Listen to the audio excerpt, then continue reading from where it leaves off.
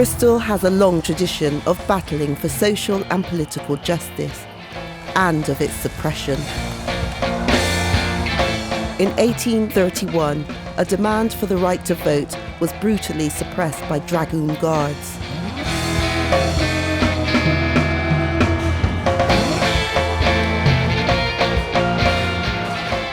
The dragoons were called in again in 1892 to assist the police in crushing a demonstration calling for trade union rights.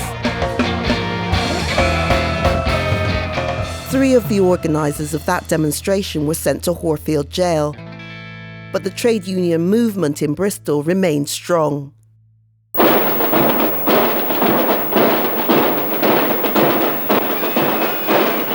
Bristol trade unionist Ron Whiteford saw the general strike of 1926 as a demonstration of the power of the trade union movement when it acted in solidarity. Britain in 1926 was not the land fit for heroes that had been promised. The mine workers were in the vanguard and were prepared to take on the state to stop cuts in their wages.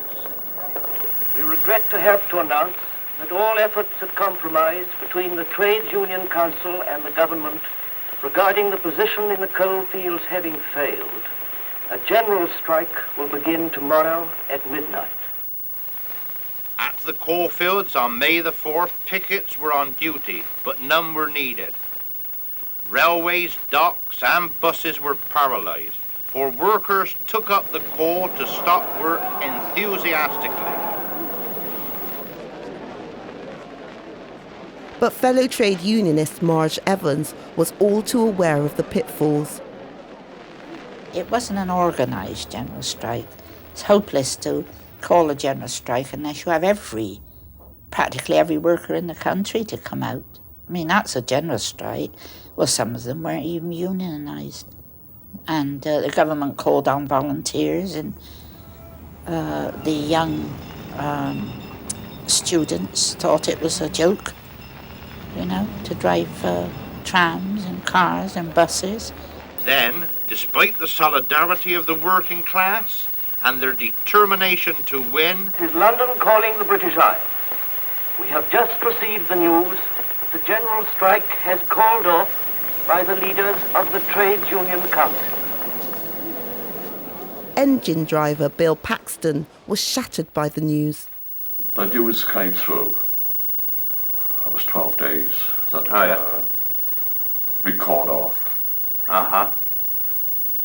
You've never seen such unbelievable expressions on men's faces. We was on the peak of victory. Yeah. We was touching the plum on top of the tree. So instead of the system being changed, the ugly face of capitalism became worse with mounting unemployment. The struggles of the unemployed for work culminating in the hunger marches of the 30s. When the miners walked up from South Wales, they were on their way, if you remember, to London. And it coincided with the May Day rally we were having in Bristol. And we had a reception centre for them. And we marched, and I remember that march in 1926. When we marched to the Downs, and I marched with the miners, which was a very enthusiastic march, one of the best we ever had, I think, with banners, because there was so much sympathy for the miners, you see, during that period. The trade union movement revived after the end of the Second World War, but after the celebrations, Bristolians were going to be in for a shock. Of course, it was a tremendous relief to all of us. Bill Nicholas, a tank driver during the war, soon got involved in the squatting movement and the demand for housing. Here, down in this dip, was what they called the White City. And it became a squatters' camp, as they called it. Probably the first time in the English language that squatter camp or squatters became a phrase for people that occupied empty premises. It was a great social event. a progressive event in my view, and it led to the point that people needed housing. Of course, I was right here, I was here and watched it happen. But the trade unions continued to be dominated by men, and it wasn't until the 1960s that women workers in Bristol, as in the rest of Britain, intensified the demand for equal pay. A strike by women workers at Ford's inspired similar protests throughout the UK, and eventually the passing of gender equality legislation in Parliament. At the same time, Bristol led the battle for racial equality. Guy Bailey, recently arrived from Jamaica, encountered blatant discrimination when he tried to get work with the Bristol Bus Company. When I got into the reception, the lady at the time, I can remember, said to the manager, "Oh, the 2 o'clock appointment is here," something to that effect, and he's black. And I heard the manager said, "Tell him all the vacancies are taken and there's no more." And that was that. I was very disappointed, really, really very disappointed. Inspired by the civil rights movement in America, black workers and their supporters in Bristol boycotted its buses until the bus company ended its discriminatory policies. It was a clear victory for the campaign and its coordinator, Paul Stevenson. Well, of course, we're very pleased indeed. I think this is going to be welcomed by coloured people all over Bristol and many, many Bristolians who came in and gave us their sympathy. But discrimination in employment, in housing and in the law courts continued and contributed to the Bristol Risings in 1980 and 1986. Those events should have conveyed a message to those in authority, says Barbara Dettering of West Indian Parents and Friends.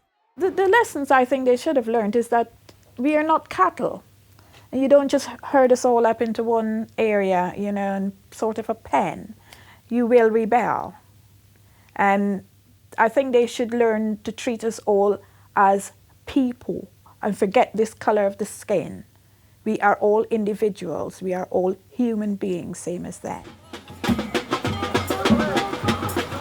The Bristol tradition of resistance to injustice is still alive and kicking.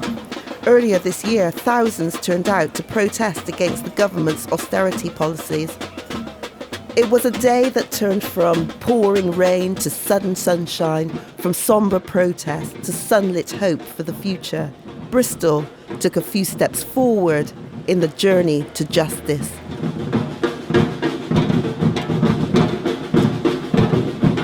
I belong here with the riots and the protests and the fights for equality. I belong here with the ranters and the ravers and the multicultural students studying effectively. Oh, city of paradoxes, where are you going to take me today? Oh, conflicting urbanization, are you going to show me a better way? Right now, in this place,